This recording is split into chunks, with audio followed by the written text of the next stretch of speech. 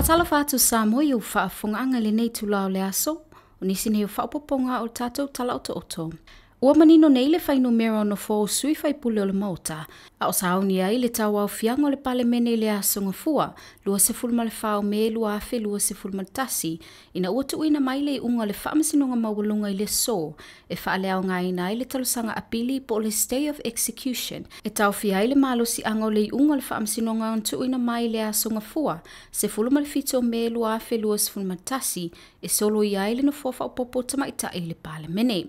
O le whai unga wa toi whaafo i aile malu si anga o le unga na tuina mai ia solo i ai lea no fuafao popo. Na whai loa mai le tamaita i loa ia na tu lai mo le whatu tua i lea tua Samoa Watasi lea fionga ia maunga Precious Chang.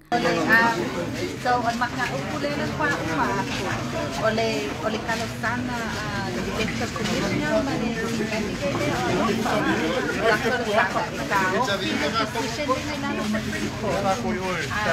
ai pakadi pe kaile ola wo fai mai dal pamasingonga ele aise ne ka o ke tua decision ai the decision ia ai agora de appeal. O lona winga, ua tu maule lua se fulma leo no le fast, ai lua se fulma le lima le HRPP. O sei unga na whaalia ile nganga fia o le suita itai le fast, la au le male toa le au teapo la te Val Schmidt, ma sui o le fast, na awai e mole mawina lea mata upu. Ia vi ia le li whaftai le tua lea ua mamuru le maia lea, tātau fia ai le sao. Ai na whaketua le tua Samoa Watasi, ia lea ua matalona to atu le aba. Ko lau e tau tua tātou atunu, whaftai Samoa, whaftai tatalo, whaftai tāpuai, whawhetai lo nusa. Nori le ngang whaftai i rii matungai tai whamsino, a mesi lai whono whamsini, ia mol whaiunga, whaftai foi. Tā se rua le whiunga ia maunga, ia mai se miro, ia o la ua ia na taua le taua. Na ua whaitasi le whinangalo whātua le tua Samoa Watasi. E tō lam tu palpala o se i malo mo Samoa. E la aso whaftai tele ni whaaloalo o lewu tau manul whamoemoewa, manuia le whamsinonga, ia tātou ave le yuta. Samoa ia o nei, ia e amatai sa walinga fau. O a me o tūnai o whinaunga mwhamsinonga mato manatu, te ai atu wasa. Tātou wholau i luma m tātou sa wali, tu whatasi o tātou loto manganga, ia tau tua le tunu. Tapai atu foi lai tu le malu.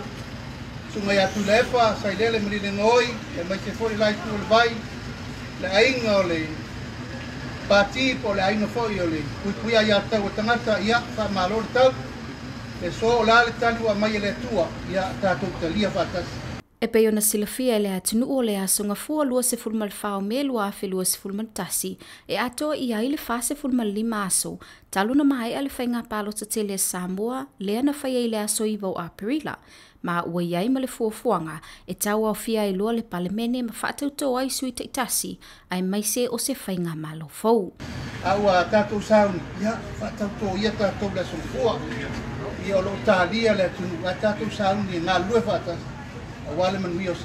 Na whesilingia e wasenga o tusitala le tamaitai o maunga Precious Chang, be o lona winga, a tau au fia la le palemene le asonga fua luas whamarwhao me, o le ale eisi sui whao popo, le a fionga le ali ima le manu o lo fatu au, ai tali le tamaitai lo ia. Na momoli fo i le wha malo ma le wha awhitai e le vaenga wha upu whai le HRPP i a Samoa malana tapo inga, na o lātou ta ua i a maua pēa le atunuu le nofo file mū. O le nei mata upu e alai whinaunga o le whainga palota Samoa wa liputia e so se ofisa whaasalau le lalangi atoa e peo le BBC News ma le Al Jazeera, whatasi ai ma ofisa whaasalau o New Zealand ma Ausitalia. Mai nisi o lātou reporte whaapea, wa mautino nei le avanoa i le tula i mai ai o se ulua i palemia tamaita i mo Samoa. O tātou tala o tōtula nāmula nei vaengo le aso, whaasoi foia.